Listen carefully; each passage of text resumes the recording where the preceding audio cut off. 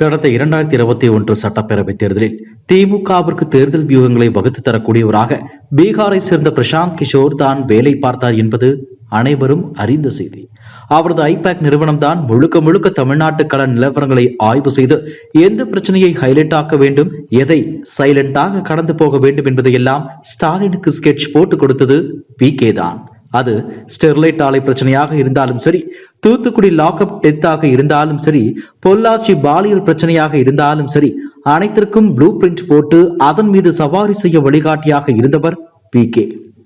அவரது தலைமையில் கிட்டத்தட்ட 600 நபர்கள் திமுக ஐபேக் கம்பெனிக்காக வேலை பார்த்தார்கள். எடப்பாடி சின்னதாக தும்பினால் கூட அதை துரும்பாக எடுத்துக் கொள்ளாமல் ஆலையில் இட்டு பிழிய வேண்டிய கரும்பாக எடுத்துக் கொடுத்து வியூகத்தை கச்சிதமாக வகுத்து காரியத்தை கச்சிதமாக நடத்தி கொடுத்தவர் PK. ஊடக வட்டாரங்களில் உள்ள பலருக்கும் இந்த செய்தி பரவலாகத்தான் தெரியும். அந்த சட்டசபை தேர்தலில் வெற்றிக்கனியை திமுக பறித்தது PKவை வீட்டுக்கு அனுப்பலாம் என்று ஸ்டாலினுக்கு நெருக்கமான சிலர் முடிவு செய்தார்கள். அப்படி இல்லை, அடுத்து 2024 மக்களவை தேர்தல் வருகிறது, அதற்கும் சேர்த்து அவரை தொடர்ந்து பயன்படுத்தலாம் என ஸ்டாலின் சொன்னதாக ஒரு செய்தி உலாவிக் கொண்டுள்ளது. ஆனால் முதலமைச்சர் வீட்டில் உள்ள சில பெரிய தலைகள் அதை விரும்பவில்லை. PKவிடம் உள்ள வித்தைகளை எல்லாம் நாங்கள் சுத்தமாக கற்றுக்கொண்டு விட்டோம். அவரை 2024 வரை தொடர்ந்து வேலையில் அமர்த்தினால் பட்ஜெட் தாங்காது. ஆகவே அவரை வெளியேற்றிவிட்டு அதே வழியில் அவரது சகாக்களை வைத்து காரியத்தை கச்சிதமாக முடிக்கலாம் என்று திமுக முதல் குடும்பத்தை சேர்ந்தவர்கள் முடிவு எடுத்து PKவுக்கு பிரிவு உபசார விழா நடத்தி அனுப்பிவிட்டார்கள். அவர் போனாலும் அவர் கட்டமைத்த அந்த அணி அப்படியே தொடர்ந்து திமுக அரசுக்கு ஆதரவாக பல காரியங்களை செய்து வந்தது. ஆட்சிக்கு எதிரானவர்கள் யார், அவர்களை எப்படி ஆஃப் செய்வது, மேலும் ஆட்சிக்கு எதிரான பிரச்சனைகளை ஊடகங்கள் பெரிதாக்க விடாமல் எப்படி தடுப்பது ஆகிய வேலைகளை எல்லாம் இந்த டீம் தான் பார்த்து வந்தது. அப்படி இருந்தும் இந்த மக்களவை தேர்தலில் PK அளவுக்கு காரியத்தை கச்சிதமாக இந்த டீம் செய்யவில்லை. சொன்னதை செய்யும் கிளிப்பிள்ளைகள் தான் இவர்கள். திட்டமிட்டு செயல்படும் அளவுக்கு காரியத்தில் வீரியம் பெற்றவர்கள் இல்லை என்ற தகவல் முதலமைச்சர் காதுக்கு சென்றதாக சொல்லப்படுகிறது.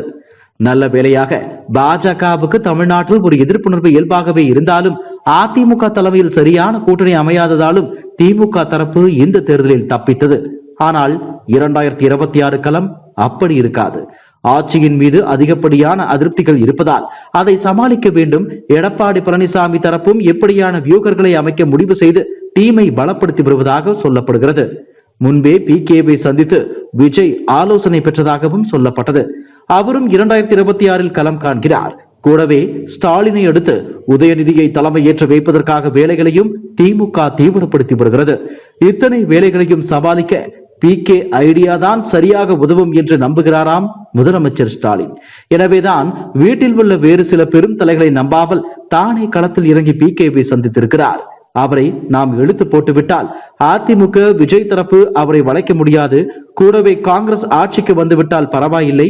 ஒருவேளை மோடி மீண்டும் பிரதமராகிவிட்டால் திமுக சில விலை கொடுக்க வேண்டி வரும்.